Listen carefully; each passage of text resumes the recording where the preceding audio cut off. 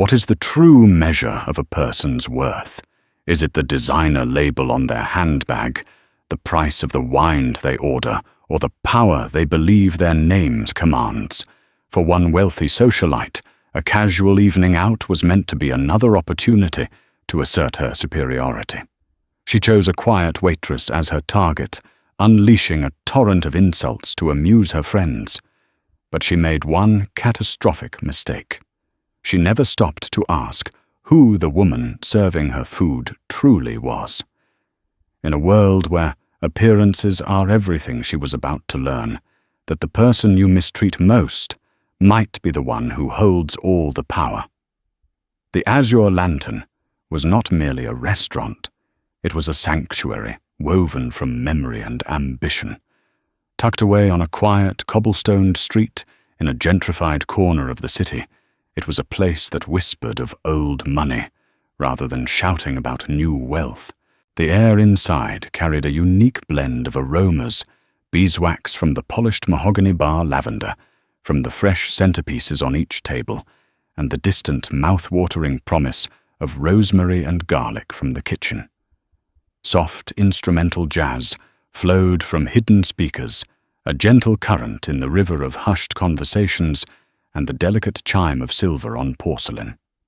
Catherine Pierce, known to the staff and patrons simply as Kate, moved through this serene landscape with a practiced, unobtrusive grace. To the casual observer, she was just another part of the impeccable service. Her uniform, a crisp black blouse, tailored trousers, and a simple apron tied neatly at her waist, was immaculate. Her dark hair was pulled back into a severe but elegant bun, and her expression was one of pleasant neutrality, a mask of professionalism she had perfected over the last 6 months. But Kate was not just a waitress. She was the ghost in this machine, the silent heart pumping life into the legacy her grandfather Arthur Vance had built. Every polished table, every perfectly folded napkin, every bottle of wine resting in the climate-controlled cellar was a piece of him. 6 months ago, when he had passed, leaving the entirety of his culinary empire to her, his only grandchild, she had been faced with a choice. She could have sat in the upstairs office, a 26-year-old heiress, poring over spreadsheets and delegating to managers. Or she could do what Arthur would have done, learn the business from its foundation. She chose the foundation. "Table 7 needs water, Kate," a low voice murmured beside her. It was Mr. Henderson, the general manager, a man whose loyalty to her grandfather had seamlessly transferred to her. He was one of only 2 people in the entire establishment who knew her true identity. His face, a roadmap of kind wrinkles, was etched with concern. "And don't let the couple at table 3 order the sea bass. The chef isn't happy with the morning's delivery." "Thank you, Robert," she whispered back, grabbing a pitcher of chilled water, infused with cucumber and mint. "I'll recommend the halibut instead. Tell chef he has my full support." Robert Henderson nodded, a small, proud smile touching his lips before he melted back toward the host stand. He had initially protested her plan, calling it undignified. "You are Miss Vance," he had insisted. "The owner, not a server. My grandfather started as a busboy in a place half as nice as this," she had replied, tying an apron for the first time. "He said you can't command a ship if you don't know how to patch a leak and swab the deck. I'm here to learn the ship, Robert. Every last plank." Tonight was a Tuesday, typically a slower evening, but a favorable review in a prominent lifestyle magazine had filled every table. Kate moved with an economy of motion, refilling glasses, describing the specials with a quiet passion, and ensuring each patron felt as though they were the most important person in the room. This was the magic of the Azure Lantern. It wasn't about ostentation. It was about an experience of effortless elegance, a feeling of being cared for. This feeling was about to be put to the test.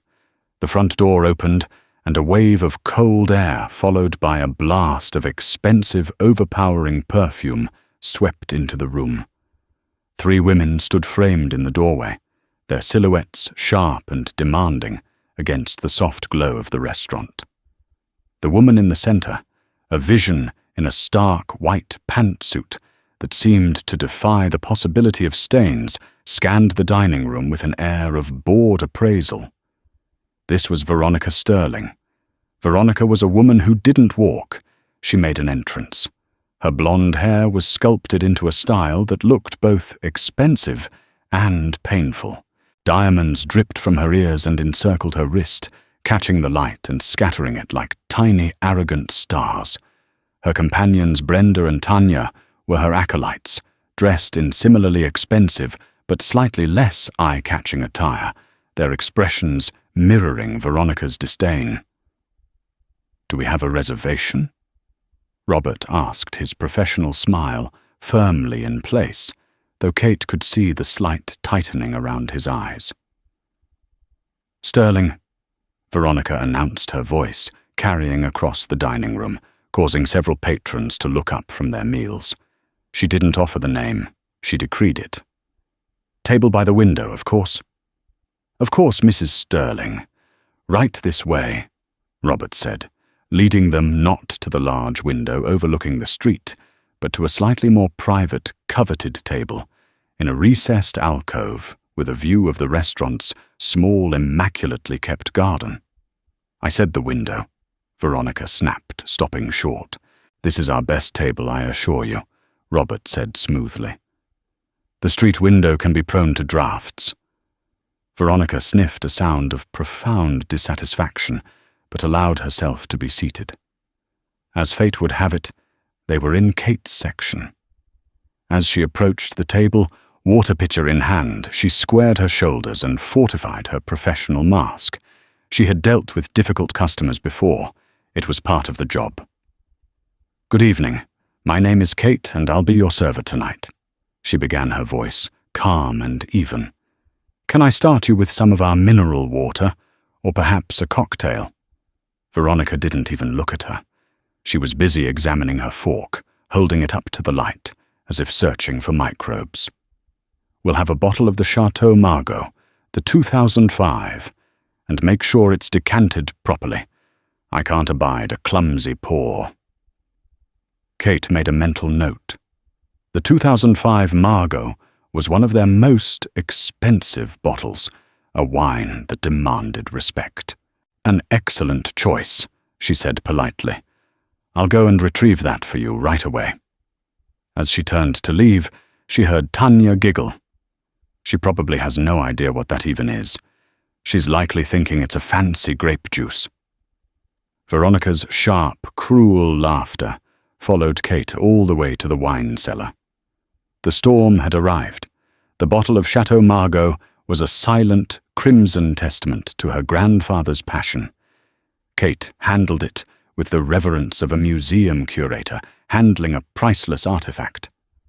Arthur had taught her how to decant wine before she had learned to drive a car, explaining how the act of letting it breathe was a conversation between the past and the present. "You're not just pouring it. Catherine," he used to say, his voice a warm burr. "You're waking it up from a long, beautiful sleep." She performed the ritual flawlessly at the tableside, the dark red liquid flowing in a steady, perfect stream into the crystal decanter. She left a small amount in the bottle, with the sediment a sign of a careful pour. Veronica watched her every move, her eyes narrowed into slits, searching for any mistake, any tremor of the hand that she could seize upon. Finding none, she seemed to grow even more irritated. "Finally," she said, as Kate poured a small tasting amount into a glass. Veronica swirled it with an exaggerated flourish, stuck her nose deep into the glass, and took a theatrical sip. She held the wine in her mouth for an uncomfortably long moment before swallowing. "It's acceptable," she conceded, as if granting a royal pardon. "You may pour for my friends." Kate did so, her movements fluid and efficient. As she placed the decanter in the center of the table, her sleeve brushed against a bread plate. It didn't move, it didn't even rattle, but Veronica recoiled as if she'd been struck. "Good heavens, watch what you're doing!" she exclaimed, her voice sharp enough to cut glass. "This jacket is custom-made. I'd hate for a clumsy waitress to ruin it before I've even had my appetizer." "My sincerest apologies," Kate said, her voice betraying no emotion, though a hot coil of anger tightened in her stomach. She retreated, allowing them a moment to peruse their menus. From a discreet distance, she watched them. Veronica dominated the conversation, her voice a constant, condescending drone, punctuated by the shrill laughter of her two companions. They weren't there to enjoy a meal. They were there to perform with Veronica as the star and the restaurant staff as her unwilling props. When Kate returned to take their order, the true onslaught began. "What do you recommend?" Brenda asked, though she was looking at Veronica for approval. Before Kate could answer, Veronica waved a dismissive hand. "Don't ask her. What would she know about fine dining? She just carries the plates. We'll have the lobster thermidor for 3, and tell the chef not to overcook it. I find that chefs in these quaint little places often get flustered with expensive ingredients. Our chef is classically trained and has extensive experience," Kate replied, keeping her tone perfectly level. "I am confident the lobster will be prepared to your satisfaction." Veronica raised a perfectly sculpted eyebrow. "Are you now? How reassuring. A confident waitress." She turned to Tanya. "Isn't that sweet? She's defending her kitchen staff. Such loyalty. It's a shame it's so misplaced in a dead-end job like this." The words were designed to sting, and they did. Not because Kate believed them, but because they were an insult to the very people who had been like family to her since she was a child. Chef Antoine had held her on his hip while he stirred a pot of bouillabaisse. The dishwashers Miguel and Pedro had always slipped her extra cookies. To hear their life's work dismissed so casually was infuriating. But she held her tongue. "I will place your order for 3 lobster thermidors. Will you be having any starters?" "Just bring more of this bread," Tanya said, gesturing to the half-empty basket. "And make sure the butter isn't so cold this time. It's impossible to spread." The evening devolved into a series of petty complaints and veiled insults. The lighting was too dim. The music was too loud. Then it became too soft. The water wasn't cold enough. Another table was laughing too boisterously. With each complaint, Kate would respond with a polite, "I'll see what I can do," and a calm demeanor that seemed to fuel Veronica's cruelty. It was as if Kate's refusal to break was a personal challenge. The conversation at Veronica's table was a toxic brew of gossip and judgment, all of it loud enough for Kate and the surrounding tables to hear. They dissected the outfits of other patrons, mocked a man for proposing to his girlfriend.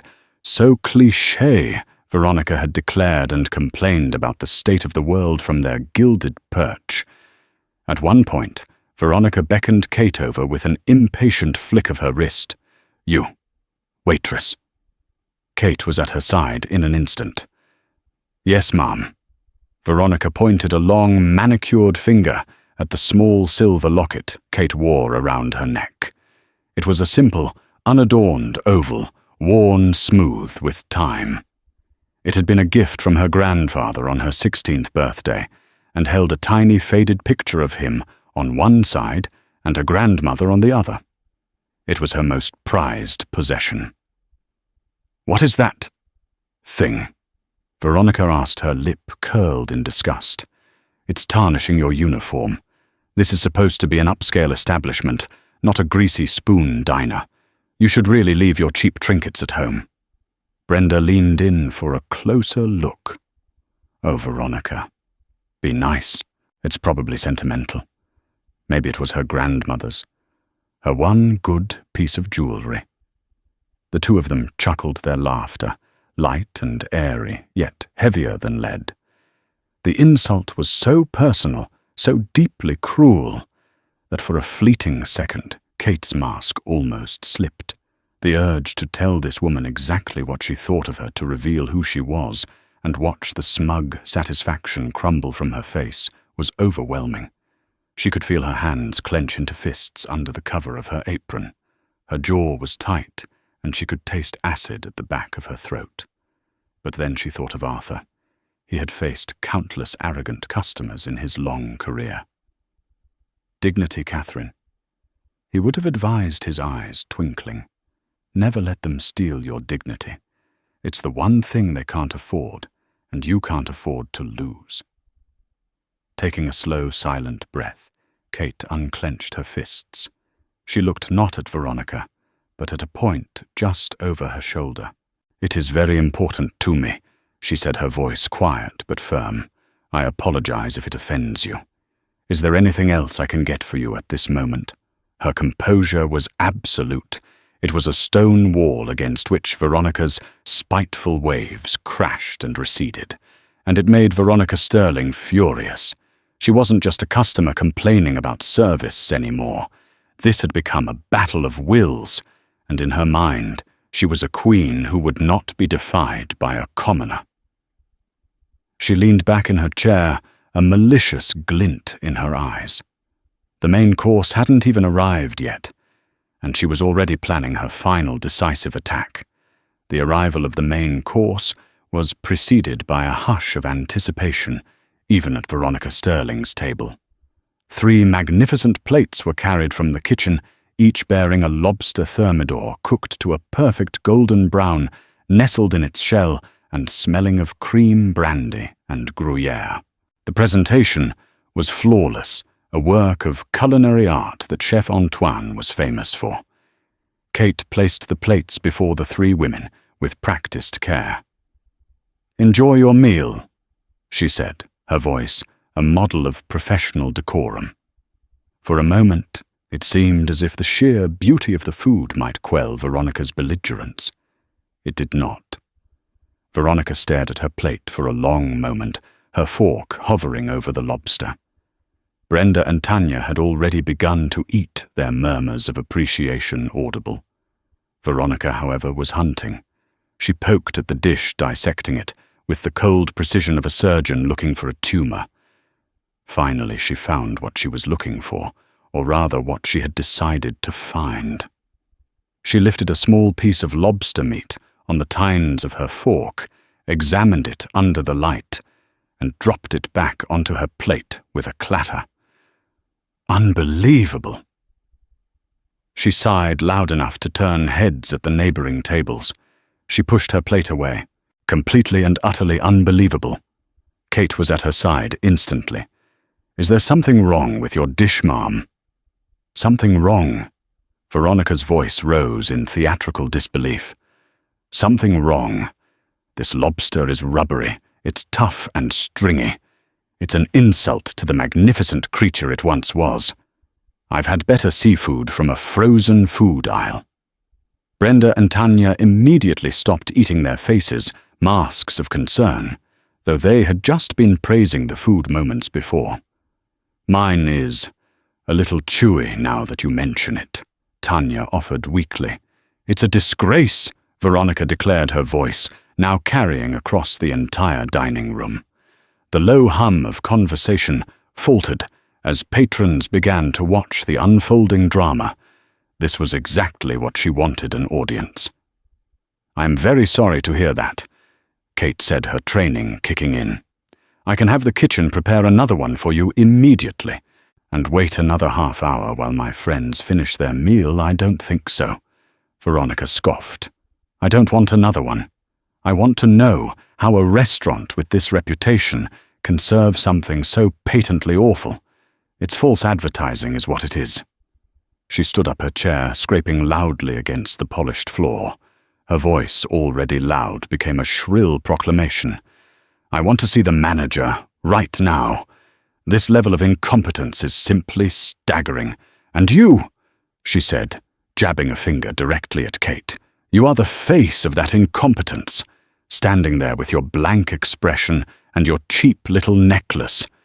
Do you even have an ambition beyond refilling water glasses? Does it not occur to you to strive for something more? Or is this the best someone like you can ever hope to achieve?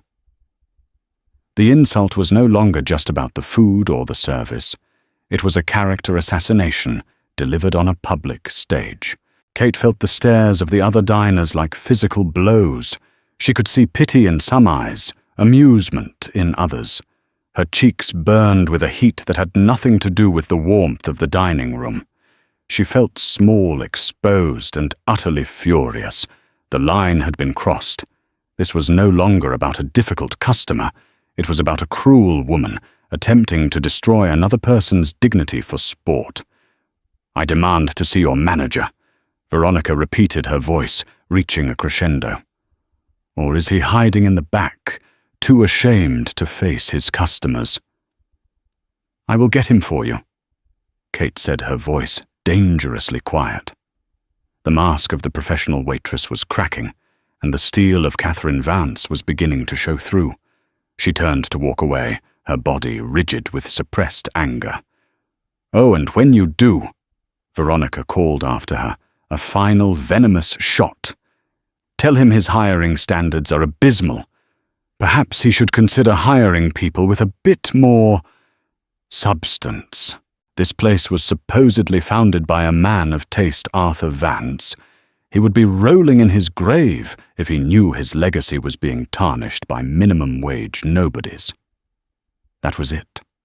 The mention of her grandfather's name, used as a weapon in this petty, cruel game, was the final straw. Kate stopped dead in her tracks. Every instinct screamed at her to turn around, to unleash the truth like a thunderclap. The words were on the tip of her tongue. He was my grandfather. And this is my restaurant. She took a deep, shuddering breath, her back still to the table. She could feel Robert Henderson moving toward her from the host stand, his expression a mixture of anger and alarm. She gave him a subtle, almost imperceptible shake of her head. Not yet. This had to play out. But before she could turn, before Veronica could deliver another tirade, the heavy oak door of the restaurant swung open again. The man who entered was not loud or ostentatious, but his presence seemed to suck all the air out of the room. He was tall, dressed in a perfectly tailored charcoal suit, with silver hair, and a face that was stern but not unkind. His eyes, sharp and intelligent, swept across the dining room, taking in the scene with a quick, comprehensive glance. Veronica Sterling's tirade died in her throat. Her jaw, which had been working so furiously, hung slightly agape. The color drained from her face, replaced by a flush of panicked recognition. The man was Lawrence Blackwood, a notoriously private real estate tycoon, and more importantly, in this context, the city's most respected and feared unofficial food critic. His quiet endorsements could make a restaurant, and his displeasure, rarely expressed, but powerfully felt, could break one. He was a man Veronica Sterling had been desperately trying to get a meeting with for months, hoping to secure his investment in her husband's latest commercial development project, and he had just walked in on the ugliest, most undignified public display of her life. Lawrence Blackwood's presence shifted the restaurant's atmosphere as dramatically as a sudden change in barometric pressure precedes a storm. The simmering tension of Veronica's tantrum was instantly replaced by a thick, expectant silence. Diners who had been openly staring now averted their gazes, pretending to be engrossed in their menus. The staff stood a little straighter. Even the soft jazz music seemed to hold its breath.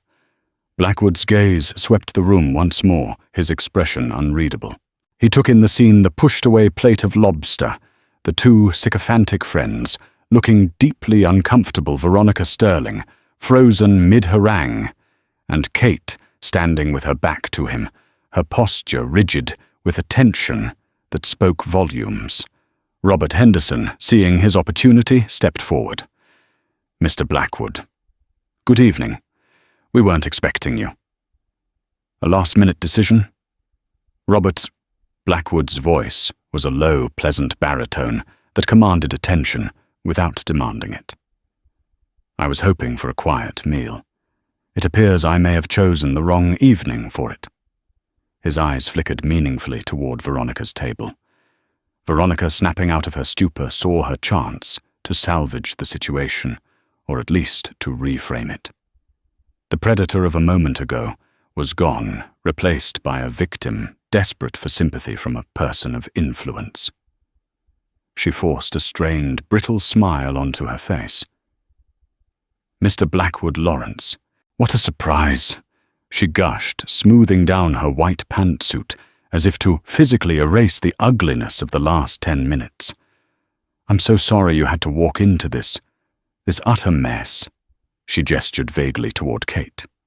I'm afraid the service tonight has been simply dreadful, truly bottom of the barrel. We've been subjected to one incompetence after another. The food is inedible and the staff... She paused for dramatic effect, lowering her voice to a confidential conspiratorial whisper. Well, the staff seemed to have been hired with very little concern for quality or decorum. She was attempting to paint herself as a discerning patron, a fellow connoisseur of quality, who, like him, was simply appalled by the lapse in standards. She was trying to create an alliance to position Kate as their common enemy. Lawrence Blackwood listened to her explanation without a word. His gaze remained steady, moving from Veronica's falsely earnest face to Kate, who had finally turned around. He saw not the blank-faced nobody Veronica had described, but a young woman whose eyes, though shadowed with anger, held a profound and powerful composure.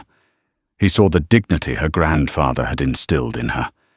He ignored Veronica's outstretched hand and took 2 steps forward, stopping directly in front of Kate. He looked at her, and a flicker of something warm and familiar entered his eyes, a look of recognition and deep respect. Catherine. He said, his voice soft but clear, easily carrying in the silent room. It's good to see you. I'm sorry to interrupt. The use of her full first name, spoken with such familiarity, sent a ripple of confusion through the onlookers. Veronica's smile faltered. Brenda and Tanya exchanged nervous glances. This was not how they expected the powerful Mr. Blackwood to react to a complaint about a mere waitress. Kate, hearing her name spoken with such kindness after a barrage of insults, felt a wave of relief, so profound it almost buckled her knees. Mr. Blackwood. She managed her voice, regaining its steady cadence. It's an honor to have you here. Please don't worry. It was just a small disagreement. Blackwood's eyes twinkled slightly. A small disagreement. From the sound of it upon my entry, it seemed rather more significant. He glanced pointedly at Veronica's plate. I trust Mrs. Sterling's concerns are being addressed. Veronica saw her opening and seized it. They are not, she insisted, stepping forward. This waitress was being entirely unhelpful. She refused to take my complaint seriously. Blackwood turned his cool, analytical gaze back to Veronica. He let the silence hang in the air for a moment, making her squirm. That seems unlikely, he said finally. His words were quiet, but they landed with the force of a judge's gavel. In my experience, the staff at the Azure Lantern, hand-picked and trained by Arthur Vance himself, are the epitome of professionalism. He paused, letting the name hang in the air. Arthur was a dear friend of mine for over 30 years. He spoke of little else but this restaurant, and the standards he worked so hard to maintain. Standards I see upheld every time I dine here. Veronica's face was a canvas of warring emotions, confusion, panic, and a dawning, sickening horror. She was starting to feel the ground shift beneath her feet, the solid foundation of her arrogance beginning to crumble. The name Vance had been mentioned again, but this time It was linked to a personal friendship with the very man she was trying to impress. She didn't understand the connection, not yet, but the first threads of a terrible realization were beginning to weave themselves together in her mind. She looked from Blackwood's stern face to the calm, composed waitress he had called Catherine, and a cold dread began to seep into her bones. The room remained cloaked in a stunned silence. Veronica Sterling felt like an actress on a stage who had suddenly forgotten all her lines. The script she had written for the evening one, where she was the powerful, discerning protagonist, was being systematically torn to shreds before her very eyes. Arthur Vance was a friend of yours. She stammered, trying to regain some semblance of control. She latched onto this piece of information, hoping it could still be used to her advantage. Well, then you of all people must understand he would be horrified by this. The service, the food. Lawrence Blackwood held up a hand, a simple gesture that nonetheless silenced her immediately. He did not look at her. His attention was still focused entirely on Kate. Arthur spoke of you often in his final months, Catherine. Blackwood continued, his voice resonating with warmth and sincerity. He was so incredibly proud of your decision. He said it was exactly what he would have done. She has my blood in her veins, Lawrence, he told me, but more importantly, she has the heart of a restaurateur. The puzzle pieces were now scattered all over the floor, and Veronica was desperately trying to fit them together. Catherine, Arthur Vance. Proud of your decision. What decision? The decision to become a waitress. It made no sense. Her mind, so accustomed to a rigid social hierarchy, could not process the information. She finally found her voice, though it was thin and reedy. I don't understand. Why are you talking to her about Arthur Vance? A small, sad smile touched Lawrence Blackwood's lips. He finally turned his full attention to Veronica, and for the first time, she saw not just indifference in his eyes, but a clear, cold disappointment. Mrs. Sterling, he said, his tone formal and chilling. You are standing in the Azure Lantern, a restaurant founded by Arthur Vance. You see the portraits on the wall? He gestured to a series of beautifully framed photographs depicting a smiling, white-haired man at various stages of the restaurant's construction and success. That is Arthur. Veronica nodded dumbly.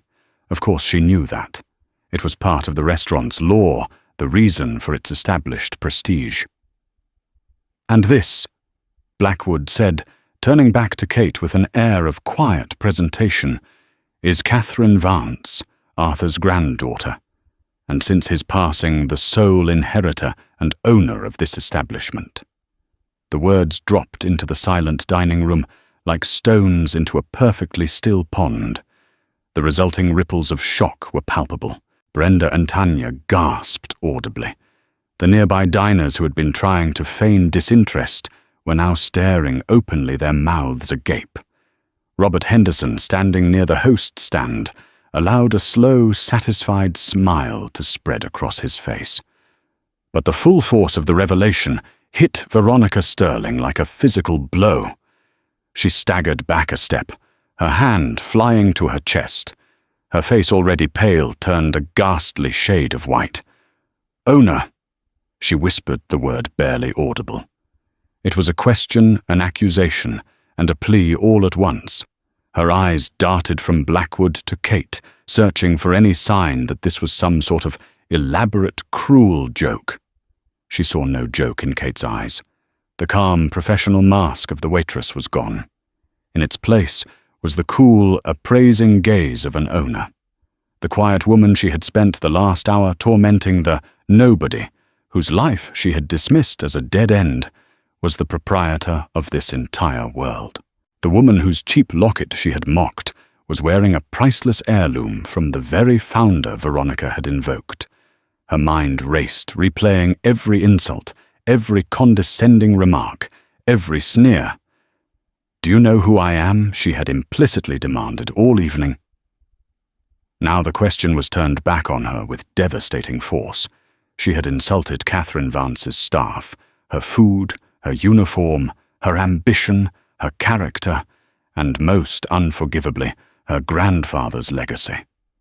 And she had done it all in front of Lawrence Blackwood, the one man whose respect she craved more than any other in the city. "No," Veronica breathed, shaking her head in denial. "It can't be. You're a waitress."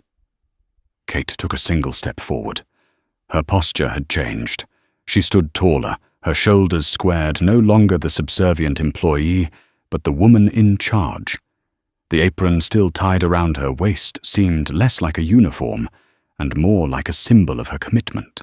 "For the past 6 months, yes, I have been," Kate said, her voice devoid of the tremor Veronica expected. It was as clear and steady as a bell. "My grandfather taught me that you cannot lead people whose work you do not understand and whose challenges you have not faced. I am here to learn to honor his legacy from the ground up." She paused, her eyes locking with Veronica's. "And tonight, Mrs. Sterling, you have been my most educational lesson." The word educational was delivered with such icy precision that it cut Veronica deeper than any shout could have. The glimmer of truth had become a blinding, horrifying light. The silence that followed Kate's words was profound, broken only by the distant clatter of a pan in the kitchen. Veronica Sterling stood rooted to the spot, her world tilting on its axis. The entire evening replayed in her mind, but now in a horrifying new light. Every condescending word, every dismissive gesture, every cruel laugh was now an act of self-sabotage performed on the grandest possible stage. She looked at Kate, no, at Catherine Vance, and for the first time she truly saw her.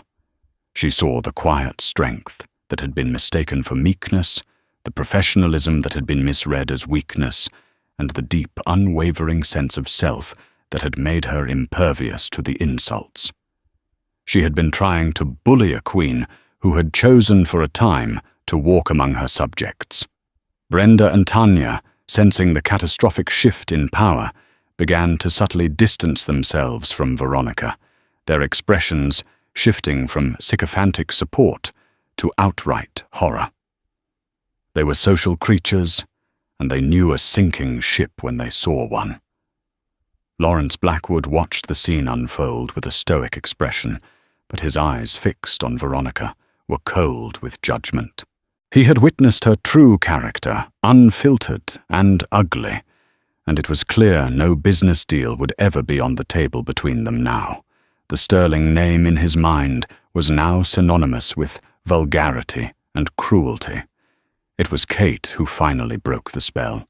She moved with a newfound authority, no longer a waitress in her section, but the commander of her ship.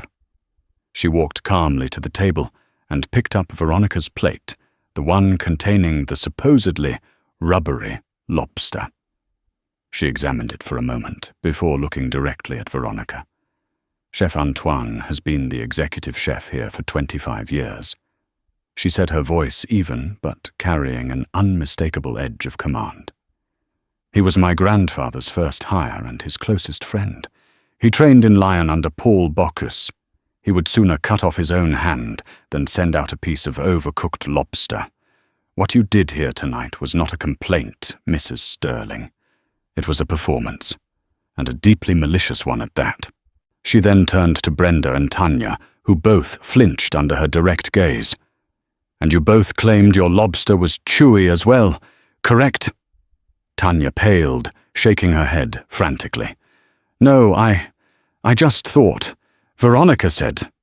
Brenda simply stared down at her half-eaten plate, the picture of guilt. Kate didn't press them. She didn't need to. Their complicity was obvious. She placed the plate back down and folded her hands in front of her. The unveiling was not just about her identity. It was about stripping away the layers of Veronica's entitlement and forcing her to look at the truth of her own behavior.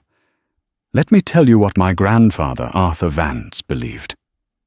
Kate continued, her voice resonating with a passion that had been absent before. He believed that a restaurant was more than just a place to eat. He believed it was a place of community, of celebration, of momentary escape. He believed that every single person who walked through that door, from the wealthiest patron to the humblest supplier, deserved to be treated with dignity. And he believed that every person who worked here, from the chef to the manager to the young man who washes the dishes, was part of a family deserving of respect for their hard work. Her gaze hardened as it fell once more on Veronica. You came in here tonight, and you violated every single one of those principles. You did not come here to dine. You came here to feel powerful by making someone else feel small. You insulted my staff, you disrespected my family's legacy, and you tried to humiliate a woman who was simply trying to do her job. She paused, letting the weight of her words settle in the silent room. You mocked my ambition. Let me be clear about what my ambition is.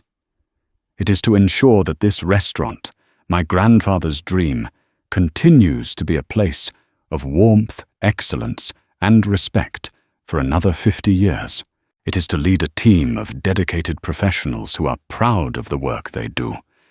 It is to honor the memory of the man who taught me that true wealth has nothing to do with the balance in your bank account, but everything to do with the quality of your character. She took a small, deliberate step closer. So let me ask you, Mrs. Sterling, she said, her voice dropping to a near whisper, yet more powerful than any shout. After your behavior tonight, what can you tell me about the quality of yours? It was a devastatingly simple question, and one for which Veronica had no answer. The facade of the powerful socialite had not just cracked, it had disintegrated, leaving behind a hollow, humiliated woman. The diamonds on her wrist suddenly looked gaudy, her expensive suit like a cheap costume. She had been stripped bare, not by insults or shouting, but by the quiet, unassailable truth. The waitress she had scorned had become her judge, and the verdict was damning. The silence in the azure lantern stretched for what felt like an eternity. Veronica Sterling stood as if turned to stone, the force of Catherine Vance's words having scoured away her arrogance, leaving only raw public humiliation. Her face was a ruin of its former smugness, her eyes wide, with a dawning horror that went beyond social embarrassment. It was the look of someone who has been forced to see themselves in a mirror for the first time and is repulsed by the reflection. She opened her mouth, then closed it. What could she say? An apology would be laughably inadequate. A defense would be impossible. There was nothing left to do. Without another word, she turned her movements stiff and clumsy. She fumbled for her purse on the chair, her hands shaking so badly she could barely grasp it. She didn't look at her friends, at Lawrence Blackwood, or at Catherine. She simply fled, a blur of white fabric and shattered pride, pushing through the heavy oak door and disappearing into the night. Brenda and Tanya, left in the wreckage, scrambled to follow. They threw down enough cash to cover their portion of the meal and scurried out like frightened mice, not daring to make eye contact with anyone. The moment the door closed behind them, a collective sigh seemed to pass through the dining room. The oppressive tension vanished, replaced by a low murmur of conversation. Several patrons caught Catherine's eye and offered small, respectful nods. One older gentleman at a nearby table raised his wine glass in a silent toast. Lawrence Blackwood walked over to Catherine.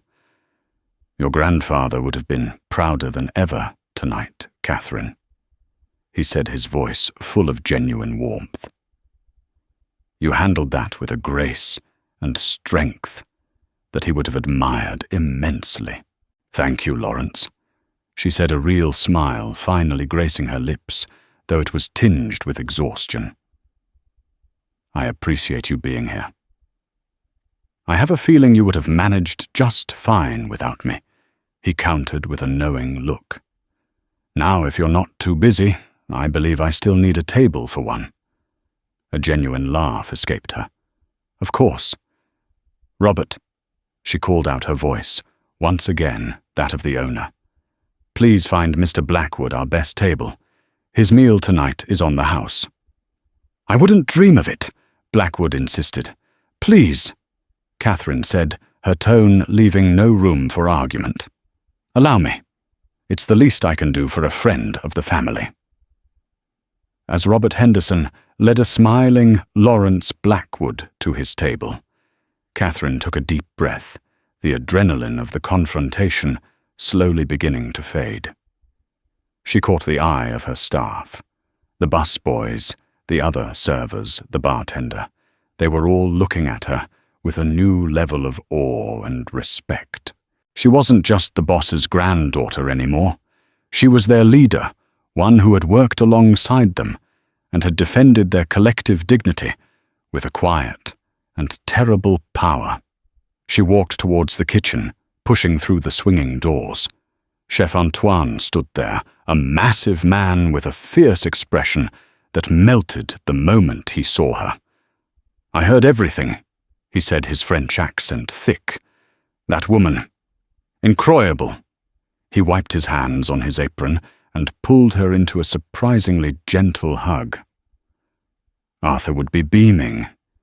You have his femme petite. I have his family, she corrected softly, leaning into the embrace for a moment. Thank you, Antoine. Later that night, long after the last guest had departed and the lights had been dimmed, Catherine stood alone in the center of the silent dining room. The tables were clear, the chairs were neatly stacked, and the air was still. She ran her hand along the cool, polished surface of the mahogany bar her grandfather had installed himself. The past 6 months had been about learning inventory service patterns and payroll, but tonight had taught her something more. It had taught her about the nature of power, the fragility of pride, and the enduring strength of character. Veronica Sterling wielded her wealth like a weapon, using it to inflict pain and assert dominance. But her power was an illusion, crumbling at the first contact with genuine authority. The authority that came not from money, but from integrity, hard work, and a legacy of respect.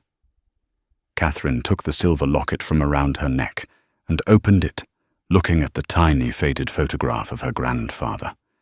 His eyes seemed to twinkle back at her from across the years. She had done more than just learn the business. She had truly understood his soul. The azure lantern was safe. Its legacy was secure, and its owner, no longer in disguise, was finally ready to lead. The following morning, Catherine arrived at the azure lantern an hour before the prep cooks. The sun was just beginning to cast long golden shadows down the cobblestoned street, and the city was still stretching itself awake. It was the same time she had arrived every day for the past 6 months, but today everything was different. She wasn't wearing the black uniform trousers and blouse. Instead, she wore a simple but elegant navy blue dress and low heels that made a soft, decisive click on the pavement. She carried not an apron, but a leather-bound journal filled with her grandfather's notes. She was no longer arriving to work in the restaurant. She was arriving to lead it. She let herself in with her own key, the sound of the lock tumbling echoing in the quiet space. The dining room was serene in the morning light, a silent stage awaiting the evening's performance. The air smelled of lemon polish and yesterday's wine. For a moment, she felt a pang of nostalgia for the simple anonymity of being Kate the waitress. There was a purity in the straightforward tasks, folding napkins, polishing silverware, the satisfaction of a perfectly timed service. But that chapter was over. The events of last night had forced her hand, accelerating a transition she had expected to be months away. Robert Henderson was already in the upstairs office, a small, cluttered room that smelled of old paper and strong coffee. He looked up as she entered, and a wide fatherly smile spread across his face. He stood immediately. "Miss Vance?" He said, the name still sounding slightly formal between them. "Good morning." "Robert, please," she said, placing her journal on the corner of the heavy oak desk. "It's Catherine. It always has been." "Of course," he said, his eyes twinkling. "Force of habit. I must say, Catherine, the phone has been ringing off the hook all morning. A few cancellations from Mrs. Sterling's circle, which is no great loss. But we've had more than 24 new reservation requests. Word travels fast in this city. It seems a public drama followed by a display of true class is the best marketing money can't buy." Catherine sighed, sinking into the worn leather chair behind the desk, her grandfather's chair. "That wasn't my intention. I couldn't let her disrespect his name." "You did more than that," Robert said, his tone turning serious. "You defended all of us. You showed the staff in no uncertain terms that you are one of them. But now they need to see that you are also their leader. They'll be arriving for the pre-service briefing in an hour. They'll be nervous. They won't know how to act around you." "I know," Catherine said, leaning forward. "That's why I need to speak to them first. All of them. Before a single table is set." An hour later, the entire staff of the Azure Lantern was gathered in the main dining room. The morning sun streamed through the windows, illuminating dust motes dancing in the air. There was an air of nervous anticipation. Chefs in their crisp whites stood awkwardly next to servers' busboys and the dishwashing team of Miguel and Pedro, who looked as if they expected to be told they were in trouble. Catherine stood before them, not on a pedestal, but on the same polished floor they all worked on every day. Robert stood discreetly to one side. "Good morning, everyone," she began, her voice clear and steady. "I know there is probably a lot of confusion right now, so I wanted to address you all directly. For the last 6 months you've known me as Kate, and I was Kate, your co-worker. But as you all learned last night, I am also Catherine Vance." She paused, letting them absorb it. "I want to apologize," she said, and a murmur of surprise went through the room. "I apologize for the deception. It was never my intent to mislead you or to spy on you. My only intention was to learn. My grandfather Arthur always said that to respect a job you have to understand it. And to understand it, you have to do it. For 6 months, I've had the privilege of doing it alongside all of you. I've learned how heavy the serving trays get on a busy Friday night. I've seen the artistry and pressure Chef Antoine and his team deal with every service. And Miguel Pedro," she said, looking directly at the two men, "I don't think anyone in this city works harder than you two." The men straightened up, looks of profound surprise and pride on their faces. "I am the owner of this restaurant." Catherine continued, her voice gaining strength. "But this restaurant is not just bricks and mortar and a name on a sign. It's you.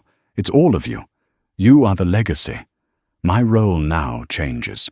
I won't be serving tables with you, but I will be working for you to make sure you have the tools you need, the support you deserve, and the respect you have all earned.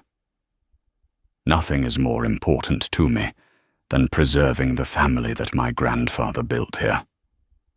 My door is always open. My name is Catherine, and it is my absolute honor to lead this team." For a moment there was silence. Then from the back, Chef Antoine began to clap a slow, deliberate sound. It was quickly joined by others until the room was filled with a warm, heartfelt round of applause. The awkwardness was gone, replaced by a renewed sense of purpose and loyalty. The woman before them wasn't just an heiress. She was one of their own, ascended. She understood that more than anything was what mattered. This story is a powerful reminder that true worth isn't displayed, it's embodied. We've all encountered people like Veronica Sterling, who measure life by price tags and believe their status gives them the right to belittle others. And perhaps we've all known a Catherine Vance, a quiet, hard-working individual whose true strength and value lie hidden just beneath the surface. Her story teaches us to look beyond appearances, to question our own judgments, and to remember that the person serving our coffee or packing our groceries might possess a depth and character we can only imagine. Respect costs nothing, but its absence can cost you everything. If this story of justice and hidden strength resonated with you, please take a moment to hit the like button and share it with someone who might appreciate the message.